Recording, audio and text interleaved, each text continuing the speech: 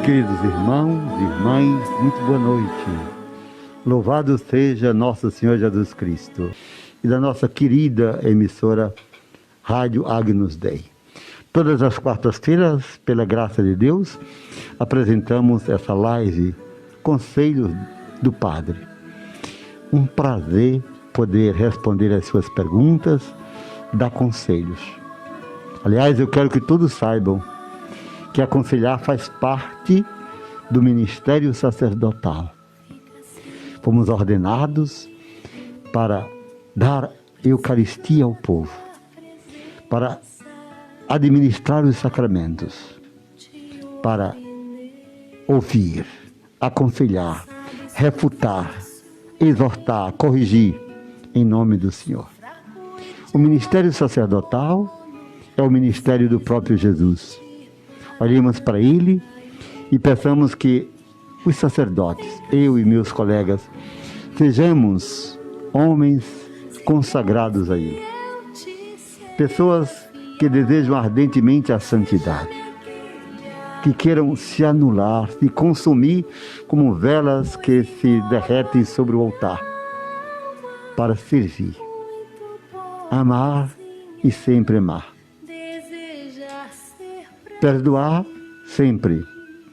Construir a igreja nas comunidades domésticas, as famílias, nas comunidades eclesiais de base, os grupos de oração, os movimentos pastorais, e estarmos abertos para o mundo inteiro, para oferecermos aos homens e às mulheres do nosso tempo aquilo que Jesus nos manda fazer: servir, sem nunca querermos ser servidos. Cumprimento a todos e a todas com afeto, com alegria, desejando-lhes abundantes graças da parte de Deus, nosso Pai, por Jesus Cristo, nosso Senhor. Bendito seja Deus que nos reuniu no amor de Cristo. Permitam que eu comece essa live, como sempre, em nome do Pai, do Filho e do Espírito Santo. Amém. Amém. Daqui a pouco eu quero responder as perguntas e dar conselhos. Mas como faço todas as quartas-feiras, eu começo com a leitura de um pequeno texto do Evangelho e uma breve reflexão. Quero lhe ajudar a compreender o que Jesus quer lhe falar nessa noite. O texto que eu escolhi hoje está no Evangelho de Mateus, no capítulo 20, versículos 29 a 34. Mateus 20, 29, 34. Ao sair de Jericó, uma grande multidão seguia a Jesus. 2 cegos estavam sentados à beira do caminho. Ouvindo dizer que Jesus passava, começaram a gritar: Senhor, Filho de Davi, tem compaixão de nós. A multidão, porém, os repreendia para que se calassem. Mas eles gritavam ainda mais forte: Senhor, Filho de Davi, tem piedade de nós. Jesus parou, chamou-os e perguntou-lhes: Que quereis que eu vos faça? Senhor, que nossos olhos se abram, responderam. Jesus, cheio de compaixão, tocou-lhes os olhos e imediatamente recuperaram a vista e puseram-se a segui-lo. Palavra da salvação. Glória a vós, Senhor. Como todo o Evangelho é palavra de salvação, mas eu quero que você me escute bem. Vamos contextualizar a leitura. Vamos penetrar naquilo que Mateus narra. Também Marcos faz a mesma narração em 10, 46, 52. Lucas também retoma quase que da mesma forma a narrativa da cura dos cegos de Jericó.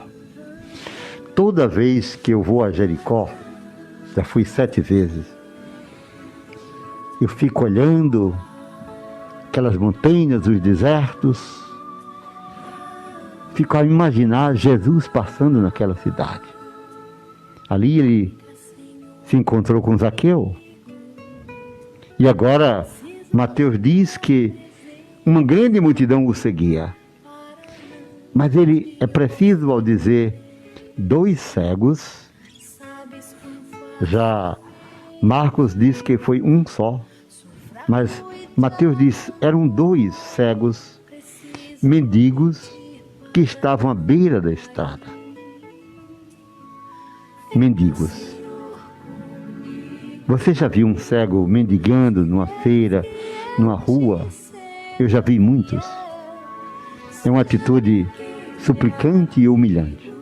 Não veem, mas pedem para sobreviver. Pedem para sobreviver.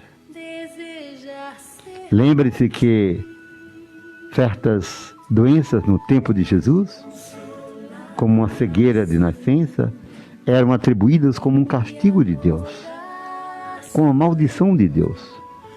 Assim se interpretava de forma errada a palavra.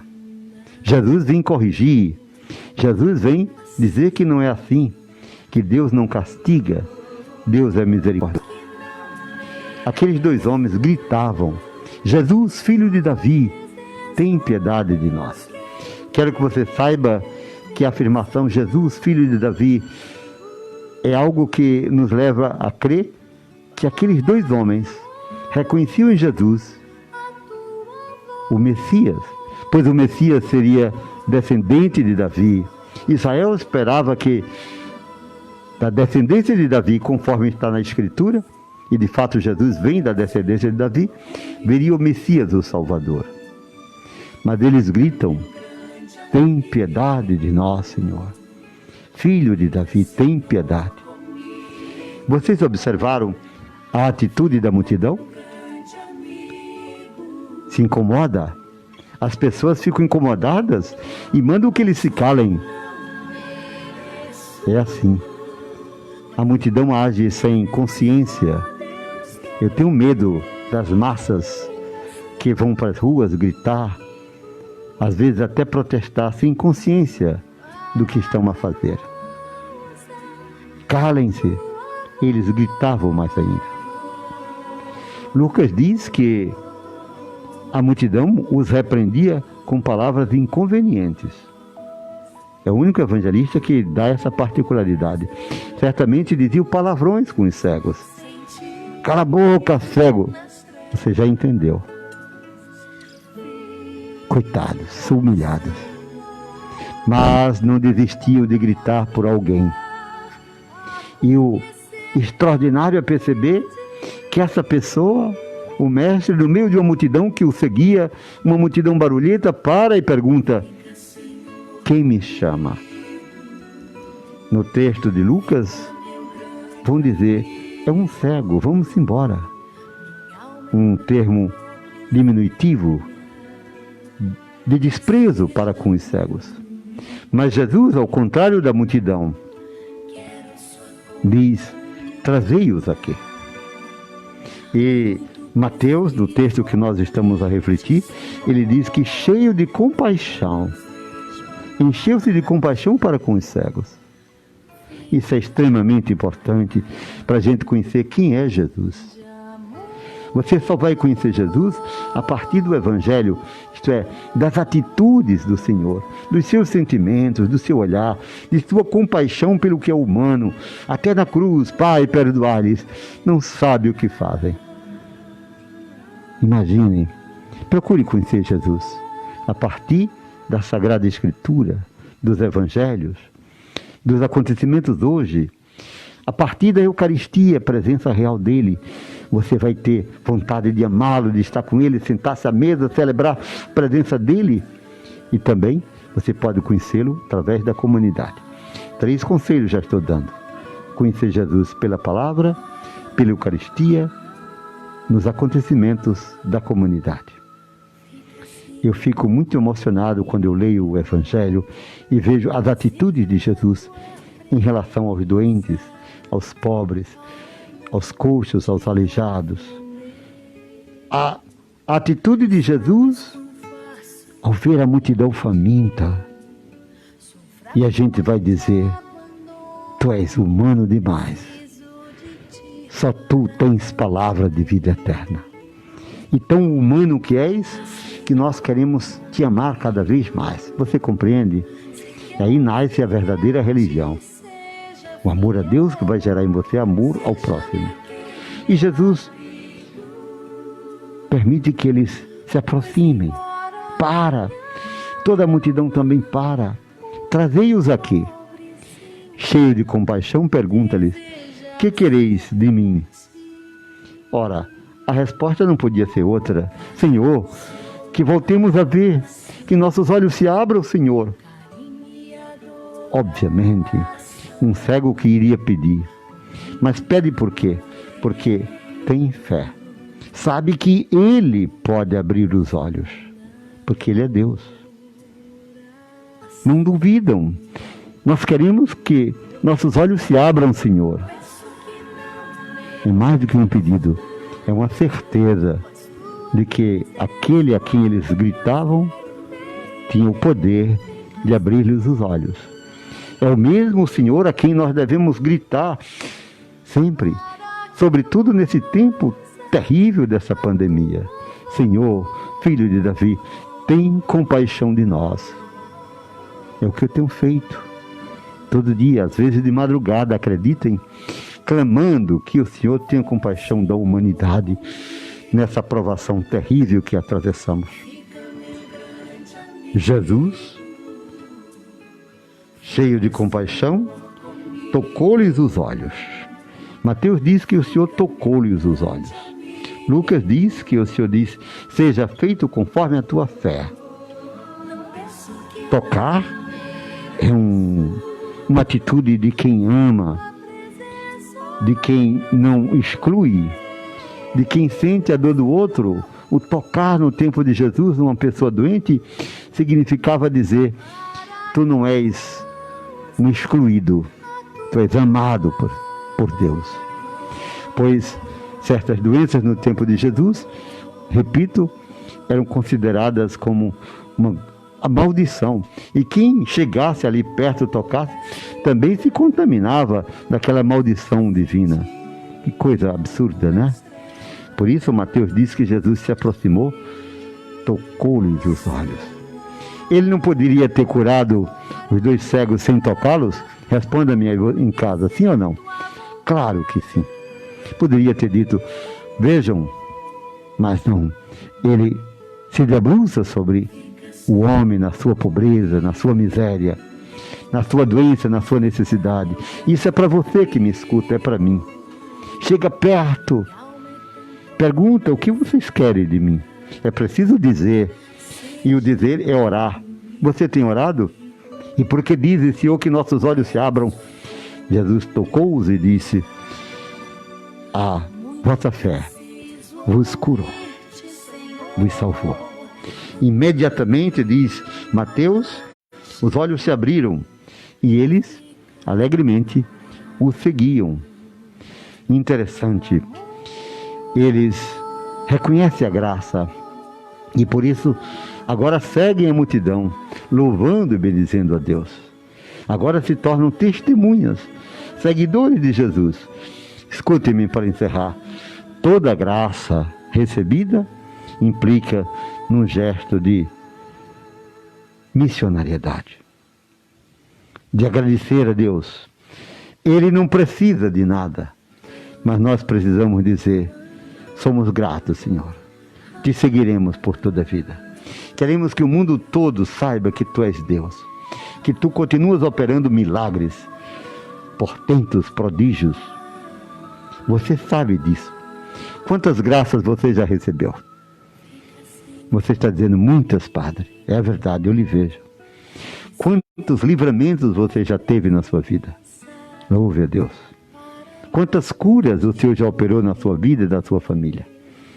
Mas quantos nem agradecem? Queridos irmãos e irmãs, nessa live Conselhos do Padre, eu fiz um comentário sobre o texto do Evangelho de Mateus, capítulo 20, versículos 29 a 34, a cura dos cegos de Jericó. Se queres que eu te seja fiel, seja-me aquele abrigo, pois embora minha alma muito pobrezinha. Você sabe por que eu coloquei aqui o álcool? Eu estava manuseando a Bíblia e ela é tocada por outras pessoas. Tenha cuidado, se previna. Vamos juntos vencer essa batalha.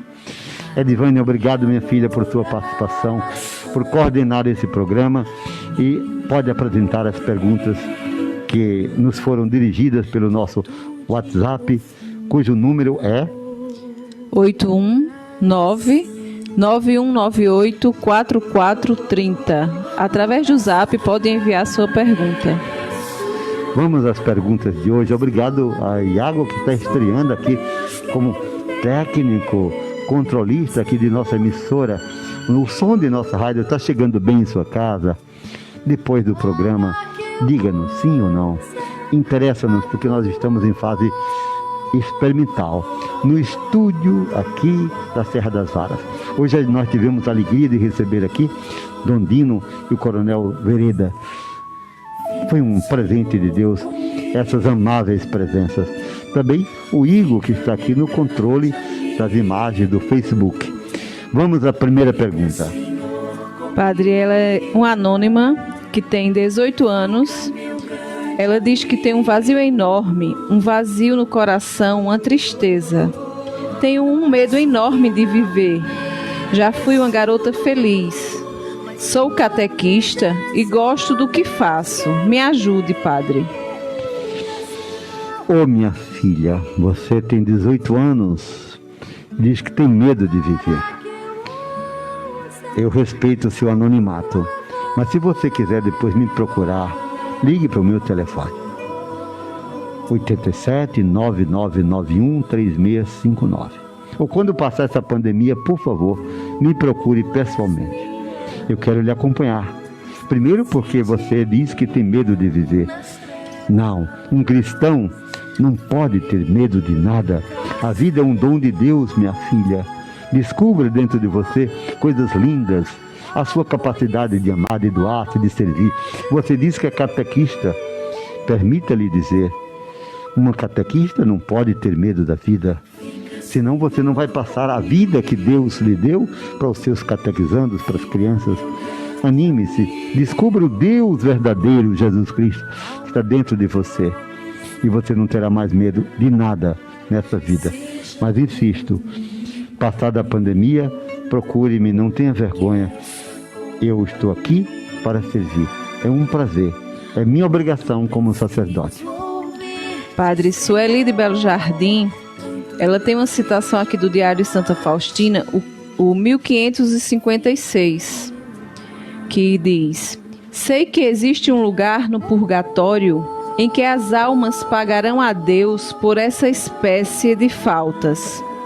É o tormento mais doloroso de todos os tormentos. Então ela se pergunta, como é o purgatório?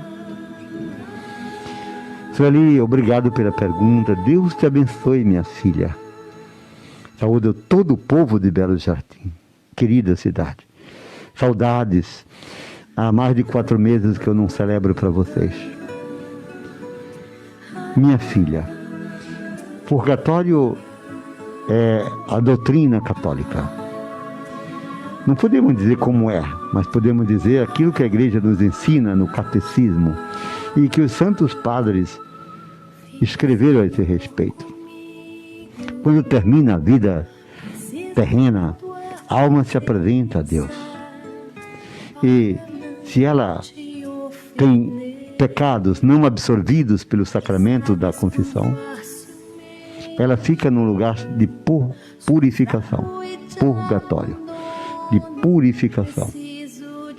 Isso é doutrina católica, viu? E ninguém é obrigado a ser católico, mas quem o é, deve seguir a doutrina da igreja. que aliás é preciosa na sua tradição, porque foi escrita nos séculos 1, 2, 3, 4, 5, quando nem existia ideia de protestantismo.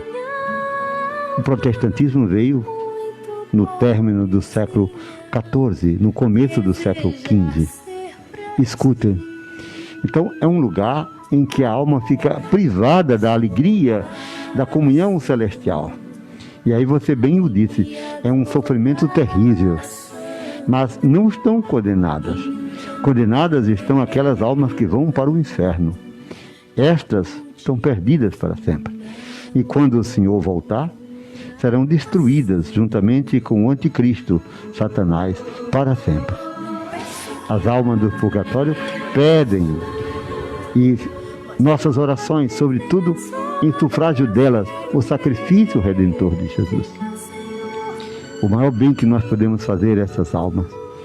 E devemos rezar todos os dias, e no texto a gente reza pelas almas do purgatório, especialmente por aquelas mais necessitadas de vossa misericórdia. Mas é um tempo de privação, de sofrimento espiritual, em vista do mergulho no mistério amoroso de Deus, a felicidade infinita que a gente chama o céu. Padre, Francisca de Bimirim. Eu tenho um relacionamento há 17 anos. Somos solteiros. Podemos nos confessar e comungar? Ô Francisco, obrigado pela sinceridade. A pergunta é porque se são solteiros, por que não recebem o sacramento? Misericórdia. Minha filha, se eu pudesse, não tivesse esse impedimento do isolamento, ia dizer, venha para cá, que eu faça a catequese e vocês farão o casamento aí, Bimirim. Receber o sacramento, a bênção de Deus. Olha, na primeira página da Bíblia, quando Deus criou o homem e a mulher, o que ele fez? Abençoou-os. É um sinal prefigurativo do sacramento. A união do homem com a mulher, da mulher com o homem, ela é legítima, é santa, quando recebe a bênção de Deus. Essa bênção nós a distribuímos pelo ministério que recebemos de sermos sacerdotes de Jesus. Por favor, converse com seu companheiro, rezem, vocês disseram que vão à igreja, e se casem. E aí poderão se confessar e terem direitos a todos os sacramentos que a igreja disponibiliza para aqueles que fazem o seguimento de Jesus. Padre, outra pergunta. Quando os animais morrem, vão para o céu? Opa, que é isso? Eu não sei, pessoa é anônima? Isso. Eu quero dizer a você, minha filha, com todo respeito, procure entender a Sagrada Escritura, o catecismo. Eu quero lhe ajudar, porque você está num nível bastante inferior. Não, minha filha, a alma só o homem e a mulher possuem. É um dom, é a presença de Deus. Os animais não têm alma, de jeito nenhum, de forma alguma. Não vão para o céu, porque não tem alma. O cachorro, o boi não tem alma, minha filha. A alma só tem o homem, a mulher. E essa a característica, o DNA espiritual da presença de Deus, de forma eterna em cada um de nós, no sopro, no ruar que Deus infundiu no homem, o seu espírito, uma alma imortal. Espero que você tenha compreendido. E também lhe peço que, se desejar, eu estou à disposição para lhe ajudar na catequese. Eu também, um dia, uma senhora psicóloga muito famosa, inclusive que mora nos Estados Unidos, ela tinha uma cachorrinha, que ela era muito afeiçoada à cachorrinha. Quando ela morreu, ela me ligou chorando, desesperada, e perguntou se a cachorrinha dela teria um lugar no céu. De jeito nenhum.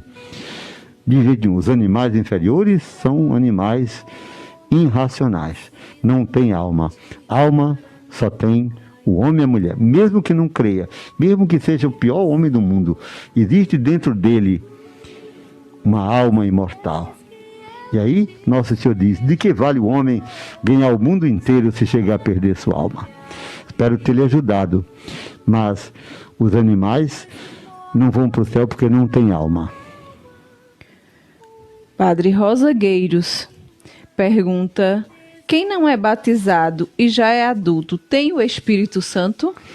Sim, sim, toda pessoa recebe a graça desde a concepção da presença de Deus.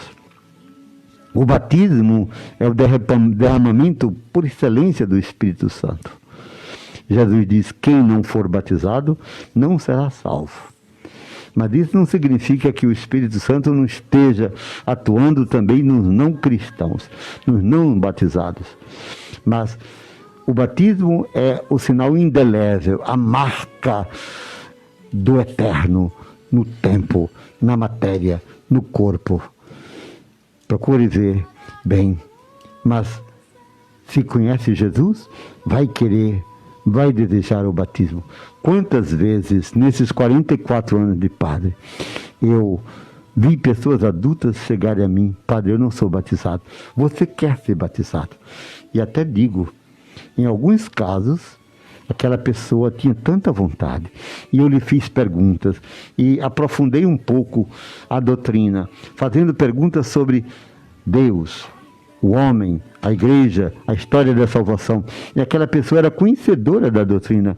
E no fim da conversa, uma hora e meia, perguntei: você conhece a doutrina? Você quer se batizar? Quero. Eu batizei na hora. Claro, como fez Filipe com aquele eunuco etíope que ia na sua carruagem e não entendia a Escritura, mas buscava Deus. E o Espírito do Senhor levou Filipe para o deserto e o fez acompanhar aquela carruagem e explicou-lhe a doutrina. E ele pergunta ao eunuco: e então, aqui tem água, eu quero ser batizado. E desceram e Filipe o batizou, e em seguida Filipe é arrebatado pelo Espírito, né? Volta para onde estava. E o eunuco, aquele príncipe etíope, continua sua viagem alegre e feliz. O batismo é a inauguração da vida cristã. O batismo nos introduz no reino de Deus.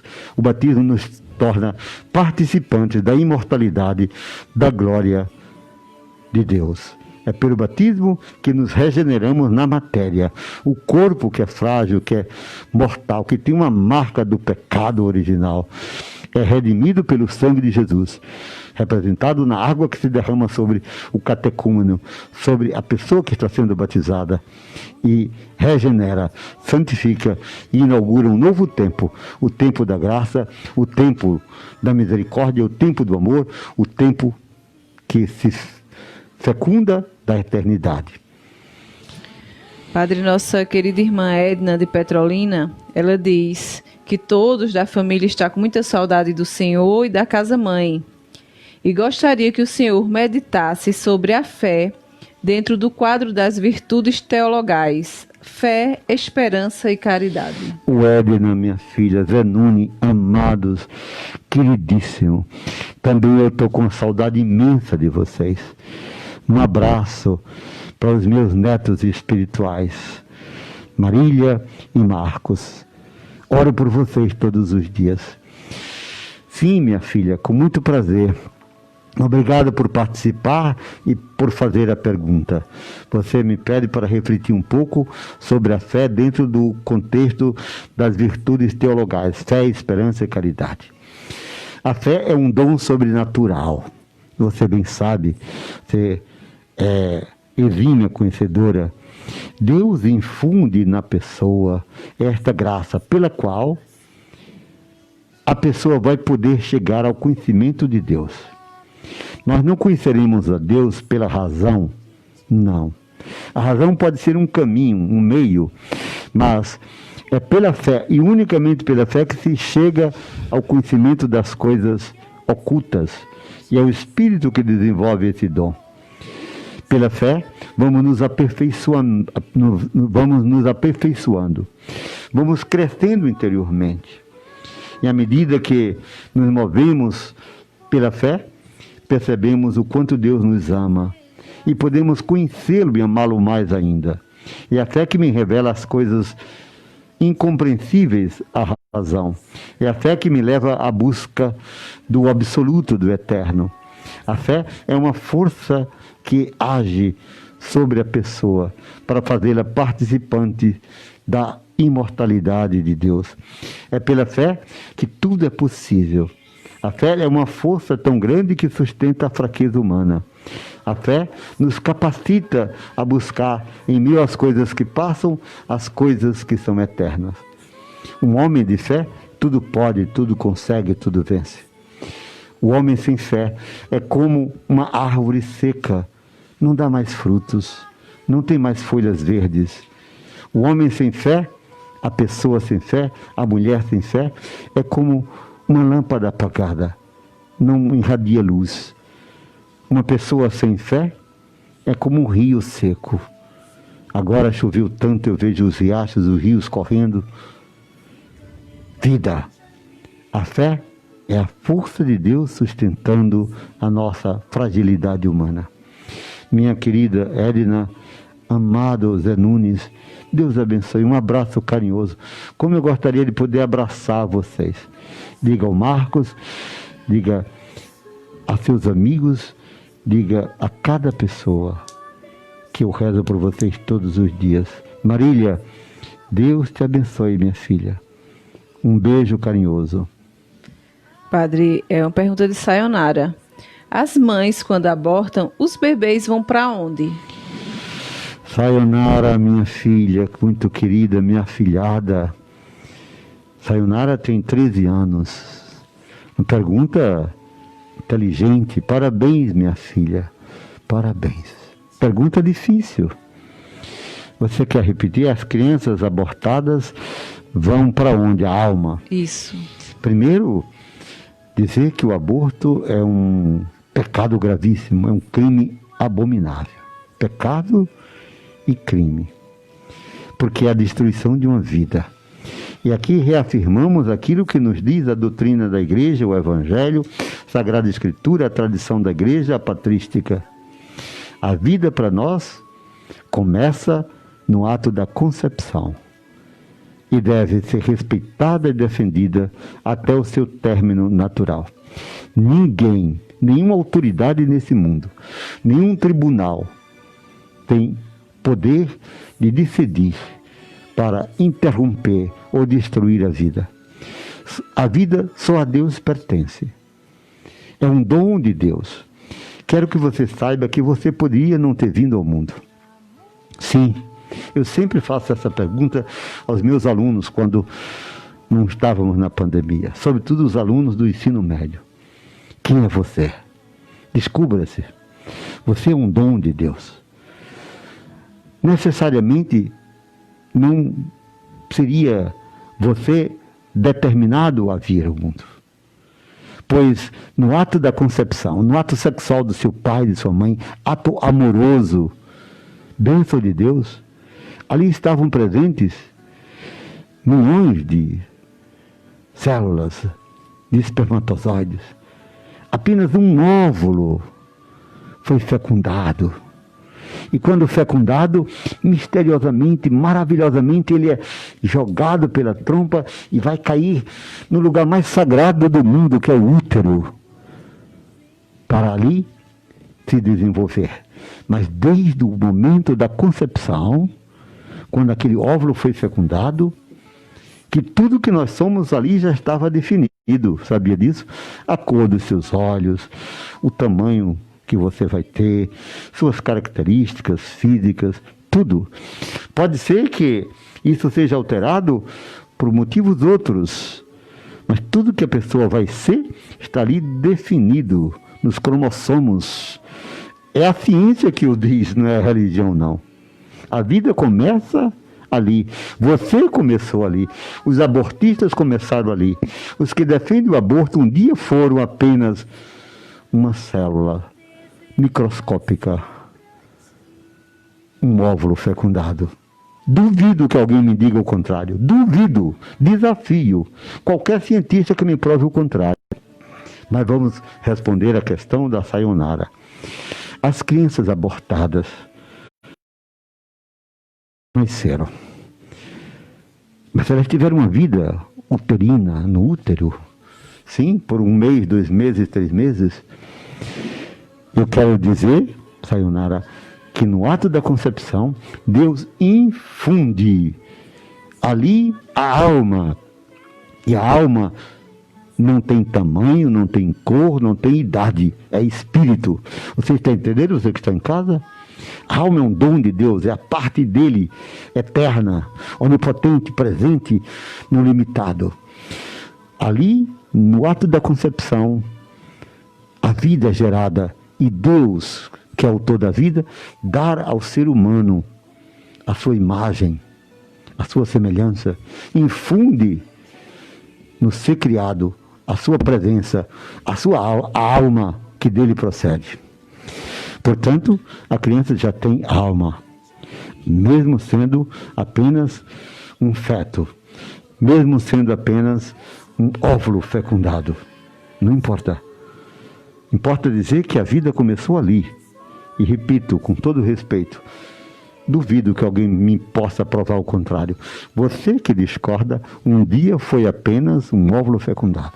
Foi uma célula microscópica. Nós começamos assim.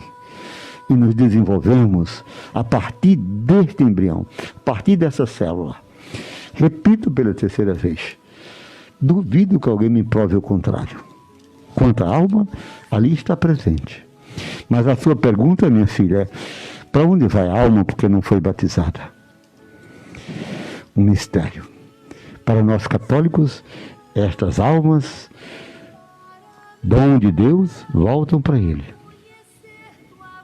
E estão lá, esperando que o Senhor Jesus volte, para que possam ter alegria plena de estarem na presença dEle, por toda a eternidade.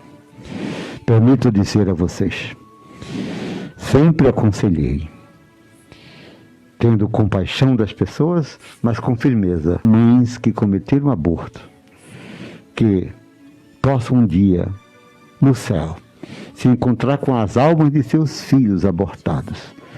E eles, diante de Deus, já pedem para que Ele lhes perdoe, porque vocês os mataram. Não tem acordo, não tem meia palavra. Sim, sim, é a palavra de Deus. Mas diante de Deus estão clamando, porque amam seus pais. E um dia um homem, quando me ouviu assim, chorou copiosamente.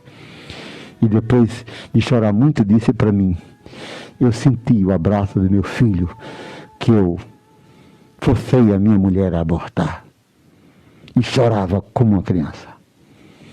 A vida é um dom de Deus. Ela começa desde a concepção e deve ser respeitada até o seu término natural. E desde o momento da concepção, que já há uma presença divina, a alma. Quanto à alma da criança abortada, eu respondi: se apresento a Deus, porque a Deus pertencem.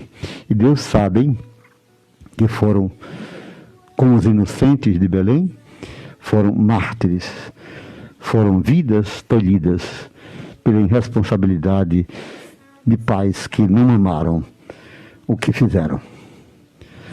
Bom, se você discorda, eu estou à disposição para a gente conversar. Eu apresento a doutrina com respeito e com toda compaixão. Quero que saibam que nesses 44 anos de padre, sempre tive muito cuidado, muita misericórdia com mulheres, homens que me procuraram, e foram muitos que passaram por essa experiência e que devem ser acolhidos pela igreja, mas para o pecado, não para condenar, mas para que, acreditando no sangue de Cristo, arrependidos, obtenham o perdão de tão grande pecado e chegue um dia à salvação. Interessa-nos salvar almas, interessa-nos salvar almas, não condenar, não condenar. Mas não posso salvar se eu não sou capaz de apontar o pecado para que o pecador arrependido chegue ao céu. Padre Cristiane Siqueira, gostaria que o senhor explicasse sobre falar em línguas. Cristiane Siqueira, de que cidade, minha filha? Ela não se identificou. Acho que conheço. Cristiane, minha filha, você toca num assunto que a Renovação Carismática é especialista. Vou tentar explicar para você. de dons de São Paulo na carta aos Romanos, no capítulo 6. Uma diversidade imensa de dons que o Espírito dá como lhe convém a cada pessoa. E os dons são diferentes. O dom das línguas é o menor de todos os dons, o menos importante. Porém, eu penso que é aquele que abre caminho para o desenvolvimento a partir da pessoa de todas as graças recebidas. Ele abre caminho para o desenvolvimento dos outros dons.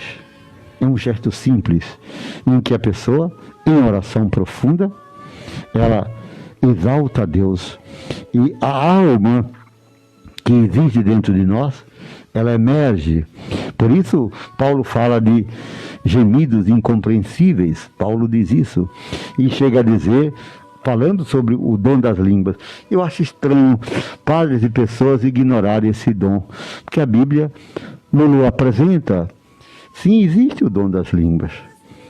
A Sagrada Escritura fala com clareza. E a alma extasiada, maravilhada, ela louva a Deus, clama. É muito importante, muito bonito. E é um dom que acho que todas as pessoas podem desenvolvê-lo. Mas, por favor, entenda-se, orar em línguas não é fazer barulho. É uma coisa que vem do Espírito. Eu, pela minha experiência de tantos encontros em que as pessoas oram em línguas, posso lhes dizer, às vezes que eu percebi em mim ou nos outros, o Espírito aflorando é algo que encanta a alma. Um dia eu estava pregando em Cubatão, São Paulo, na paróquia São Francisco, Padre Antônio Luiz, de saudosa memória. Tinha 2.500 pessoas. Eu expus o Santíssimo diante do altar. A igreja lá é um formato de cenáculo, linda. E começaram o louvor. Eu fui para o meio da assembleia fazer minha adoração. Acredite que de repente eu ouvi, assim atrás de mim, era uma voz tão harmoniosa, mas era algo tão encantador que eu olhei assim para ver quem era. E lá atrás eu vi uma mulher simples, me lembro, ela estava de sandália e ela com os braços erguidos, ela louvava a Deus. Mas era uma presença tão grande e espiritual que eu fiquei também dizendo, balbuciando, te louvo, Senhor, te louvo. Parecia os anjos ali cantando no meio de nós. Isso é orar em línguas. Mas, por favor, muita gente que anda falando de orar em línguas faz boboseira, barulho. Eu advirto para isso. O que é de Deus é claro e é de Deus. O que é da gente é da gente. Às vezes é muito mais barulho do que oração em línguas. Não sei se você entendeu. Primeiro, não pode se esforçar. Fale em língua, ore em língua, como dizem certas pessoas na televisão. A Canção Nova leva para isso. Estou criticando, estou dizendo que eu vejo isso. Vamos, solte a sua língua, vamos. Não é assim. Que é isso? As coisas de Deus emergem naturalmente, espontaneamente. Você não pode forçar o outro. Você não pode dizer que a pessoa tem de fazer isso, porque o Espírito é soberano. O Espírito não precisa de ninguém. O Espírito de Deus não precisa que você esteja dizendo, fale, solte a sua língua, fale como os anjos. Que é isso? Desculpem. Isso me parece ser ridículo. Agora, eu reconheço, louvo a Deus, porque na igreja existe uma diversidade imensa de dons, dentre os quais o dom das línguas é um deles. Para mim, é o menor, mas é aquela porta que se abre para que a pessoa possa desenvolver todos os outros dons.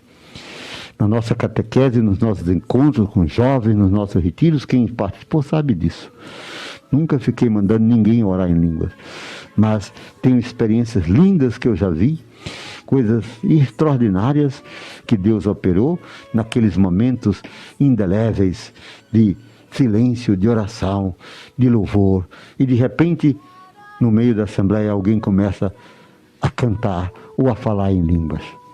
Paulo fala disso e chega a dizer que quem fala em línguas deve ter alguém que possa interpretar, porque é alguma coisa que a gente não entende.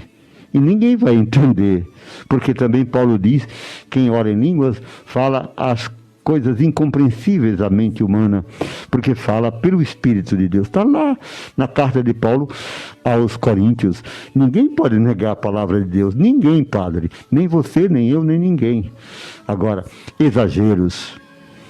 Nós devemos corrigir com firmeza, com caridade, para que a igreja seja conduzida unicamente pelo Espírito Santo, que os nossos grupos se conduzam pelo Espírito e que ninguém queira aparecer em nome do Espírito.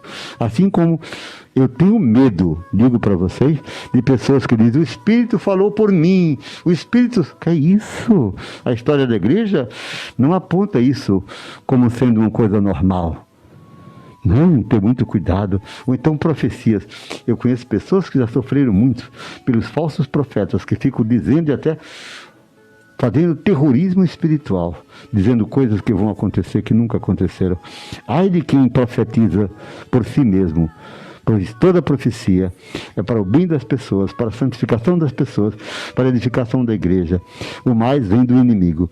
Quem tem ouvidos para ouvir, que tem ouvido o que eu disse. Padre Igor, do FMJ de Belo Jardim, pergunta: o que fazer em caso de um estupro? Ficou incompleta, mas eu vou tentar responder. Primeiro, providências civis. Denunciar e criminalizar quem comete o crime. É crime previsto na Constituição brasileira, no Código Civil. Quanto aos aspectos espirituais, que eu acho que era essa pergunta que ele queria fazer, devemos ter caridade para com a pessoa vítima e, ao mesmo tempo, ter também compaixão do agressor, para que ele se converta. Olha que eu disse antes, crime deve ser punido, deve se pagar perante a sociedade. Para isso existe a legislação, os tribunais, os juízes, e a legislação civil. Do ponto de vista espiritual, é um pecado abominável. Mas todo pecado deve ser corrigido com misericórdia, para que o pecador se converta. O pecador se converta. Na história da igreja, Santa Maria Gorete. Vocês conhecem a história de Maria Gorete? Porque é um jovem da nossa comunidade, FMJ, que pergunta. Uma jovem linda, de 14 anos, santa, padroeira da juventude, camponesa. O seu primo, Alexandre, apaixonado por ela, quando ela vai para o campo, ele a seduz e força-a para ter uma relação sexual. Ela resiste, luta, e ele, porque não tem satisfeito os seus desejos, apunhala-a 14 vezes. E ela, caída no chão, morrendo, olha, diz: Alexandre, sangrando pela boca, peço a Deus que te perdoe de teu pecado. Ele é preso, depois cumpre a pena, e depois o que acontece? Alexandre vai para onde? Para um mosteiro. Porque a palavra da menina Gorete nunca saiu da cabeça dele. Escreve um livro belíssimo sobre isso. E se torna um religioso. Para o pecador, a compaixão e o remédio, a penitência, o arrependimento. Do ponto de vista civil, um crime que responda perante a sociedade. Não sei se eu respondi com precisão, mas espero ter ajudado a você. A sexualidade é um dom de Deus. O sexo não é pecado. Deus nos fez pessoas sexuais e não assexuais. Mas quando o sexo é instrumentalizado e é levado para a bestialidade, da materialidade, da corporidade, da animalidade que existe dentro de nós, a alma pena, fica nas trevas. Por isso, Paulo diz: renovai-vos pela transformação espiritual de vossas mentes em Cristo, o homem novo. É o homem renovado em Cristo que vive toda a plenitude de sua realidade corpórea na presença de Deus. Quantos casais, os pais de Santa Teresinha foram canonizados recentemente, são santos. O sexo não é pecado. O pecado é a bestialidade, é a instrumentalização, é fazer do sexo a idolatria do prazer. Isso escraviza o homem, isso descaracteriza a sua divindade. Deus está presente no homem. Por isso a gente luta por uma juventude casta, uma juventude que ame, que se comprometa, que tenha sonhos bonitos e namoros santos. Kaline Manuele, ela diz que é da área de saúde e está muito preocupada com o crescimento dos casos do Covid. E tem amigas que estão em choque. Como ela pode ajudar essas amigas? Kaline, minha filha, o sofrimento de vocês que estão no campo de batalha, na linha de frente, todo dia eu rezo por vocês. É terrível porque as pessoas não deixam de ser o que são. Nós somos frágeis, nós temos medos, nós temos resistências, e vocês estão na batalha. Então, o que é que eu aconselho? Que cada um se estabilize, que pense, reflita sobre o que vai fazer. Ninguém é obrigado a fazer aquilo que não se sente a fazer por amor. Mas o mais importante é você estar bem consigo mesmo. E aí, superando o medo, você vai para a batalha. Um soldado que está num campo de batalha, se ele está com medo, ele já está perdido, já está morto. Somos guerreiros e guerreiras. Sabemos que é uma mão poderosa que nos sustenta. E aí, abre-se um espaço para dizer uma verdade que o mundo não quer nem ouvir. Quem perder a vida por amor, encontra-la para sempre. É palavra de Jesus. É palavra de Jesus. O Santo Padre, o Papa Francisco, considerou mártires e santos, médicos, enfermeiros e sacerdotes na Itália que perderam a vida na luta contra o coronavírus. Ele os declarou, não já oficialmente, santos, mártires da igreja nos tempos de hoje. Coragem, confiança. Quanto às suas colegas, procure estimular para que elas estejam bem. Uma pessoa que se encontra consigo mesmo, que pacifica o seu coração, que não dá espaço para que o medo lhe perturbe, essa pessoa está disposta, preparada para o embate, para a luta, porque a vida é uma luta e onde não há luta, não haverá nunca vitória.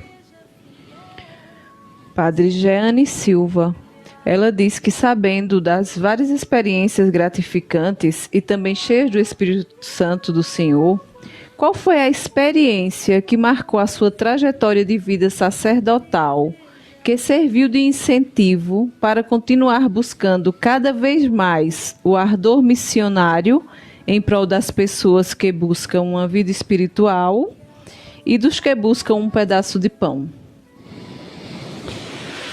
Minha filha, eu desde pequeno, não sei explicar, me senti chamado para ser o que eu sou, sacerdote. E a cada dia bato no peito e digo, sou indigno, não mereço, mas sou o que tu queres, sustenta-me. Quem é digno de ser ministro do próprio Jesus? Não. Mas, sentindo-me assim, lanço-me, sempre foi. Cada dia, um desejo, minha filha, eu quero dizer a você, que é um desejo tão grande que ninguém, nem as pessoas mais próximas, poderão imaginar o que eu sinto no peito quando olho para a multidão, quando não posso chegar às pessoas. Um desejo de salvar almas, que as pessoas conheçam Jesus. É um desejo tão grande que, às vezes, eu já disse a algumas pessoas, quando eu passo em Arco Verde, no tempo que não estávamos nessa pandemia, e na Praça da Bandeira, eu encontro aquela multidão de jovens, eu disse para uma vez, vontade de parar o carro, chegar aqui, me aproximar desses meninos, dessas meninas, no fim de semana, e dizer-lhes apenas uma palavra: Jesus ama vocês, e ir embora. Assim também já aconteceu quando passo na orla de Recife, ou nas minhas viagens internacionais, ou nos meus caminhos percorridos antes dessa pandemia, um desejo ardente de chegar perto das pessoas e dizer: você é a imagem de Deus para mim, sobretudo dos pobres. Toca-me muito, muito profundamente o sofrimento humano, nos doentes, nos pobres, nas crianças. Tudo nesses 44 anos foi revelador desse amor de Deus pelo humano. E toda vez que eu me deparava com esses sinais reveladores dessa presença, a minha alma se dilata. Mas um dia eu encontrei uma criança sentada no meio-fio, num dia de domingo, e ele estava chorando. E eu perguntei-lhe por que estava chorando. Porque ele estava chorando sozinho na rua. E ele olhou para mim, nunca esqueci os olhos daquela criança. Porque meu pai, filho de pais separados, meu pai me prometeu vir me buscar 8 horas. Baixou a cabeça chorando. Eu olhei para o relógio, era 10h10 da manhã. Doeu no meu coração. Pois filhos de pais separados, o problema não é a separação. Pior do que a separação é os pais não se respeitarem e não amarem os filhos, pois filhos são bênçãos de Deus. Se eu for dizer, minha filha, são tantos exemplos, tantos. Lembro-me que uma vez, quando eu era pároco em Arco Verde, morando ali na casa ao lado da igreja matriz do Livramento, passei 30 anos nessa cidade como pároco. Aprendi muito com o povo de Arco Verde. Aprendi com as pessoas que me ajudaram a ser padre. Mas um dia, naquela casa paroquial, os meninos de rua na porta pediam comida. Ele entrasse e tomasse café. Tinha terminado a missa de 7h30 da manhã, dia de domingo, e ele olhou assim para a mesa, e eu fiz o prato dele, e ele disse assim: eu posso levar? Pode sim. Eu pensei que ele ia levar para casa. Ele não tinha casa. Ele pegou o prato, saiu correndo. Eu olhei, ele saiu correndo ali na direção da Praça Virgínia Guerra. Eu acompanhei porque eu sou muito curioso para ver. E ele se sentou com os amiguinhos dele no chão e começaram a comer, sorrindo, contentes. E eu vi Jesus ali dizendo: eu tive fome, tu não deste de comer. É obrigação dar de comer a quem tem fome. Por isso existe na nossa rádio, todo sábado, um programa que eu acho que é um dos mais lindos, A Hora da Misericórdia, das 11 ao meio-dia. Acompanhe, escute, você vai se emocionar. É o grito dos excluídos. Muitas coisas me tocaram, muitos milagres que eu vi, muitas pessoas convertidas. As missões de Frei Damião, quando eu consegui autorização para ele voltar à diocese. Em 1979 ele chegou em Arco Verde, aquela multidão imensa. Ele chegou 4 horas, era tanta gente, porque ele há muitos anos que não vinha à diocese, não vinha para Arco Verde. E ele chegou às 4 horas da tarde, ali da entrada até a matriz. A gente chegou até às 6h30 da noite. Ele aperreado porque queria pregar. Quando ele desceu, começou a chorar. E eu perguntei por que ele chorava. E ele disse: porque há muitos anos que eu queria vir pregar nessa cidade. Eita, eu nunca esqueço. Estamos chegando ao final do programa. Muitas perguntas não foram feitas. Não é? Eu sou prolixo. Da próxima live eu vou dar respostas mais precisas, mais curtas, para poder atender a todos. Muitas perguntas ficaram sem resposta. Foi sim, padre. Eu peço desculpas, perdão, e se você puder, mantenha no seu caderno todas as perguntas que eu não respondi, e na próxima live, quarta-feira, eu quero que seja prioridade as que eu não respondi hoje. Ok. Obrigado, Iago, controlista aqui estreando. Obrigado, Igor. Obrigado, Sayonara, que está aqui. Obrigado, Edivânia, que nos acompanham aqui no estúdio. E porque somos aqui 4 pessoas e o estúdio é pequeno, nós estamos de máscara. E assim deve ser. Isso vai passar. Coragem e confiança. Oração, persistência. Não se estresse. Não se maltrate em pensamentos negativos. Não se maltrate em pensamentos negativos. É o conselho final da live de hoje. Repito, não se maltrate com pensamentos negativos. Cultive a positividade. Deus é mais. O Senhor vos abençoe e vos guarde. Em nome do Pai, do Filho e do Espírito Santo. Amém. A você que está no nosso Facebook, mande agora a sua opinião. Quero ouvir, quero ver o que você achou da live. Pode me corrigir. A você que está através da rádio, permaneçamos unidos. Uma boa noite.